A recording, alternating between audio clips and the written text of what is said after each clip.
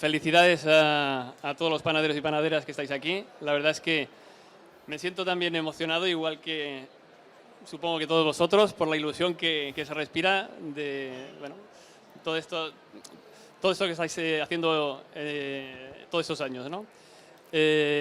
Aparte de esto, también quería aprovechar para expresar también mi reconocimiento al trabajo que han hecho Panatics y Pan de Calidad estos años, que este año, pues, la verdad es que parece que habéis llegado un poco al sumum, ¿no?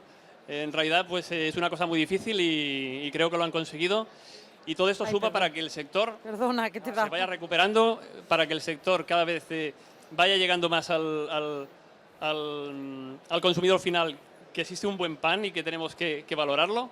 Y poco a poco lo estamos consiguiendo entre todos. Así que muchas gracias y felicidades.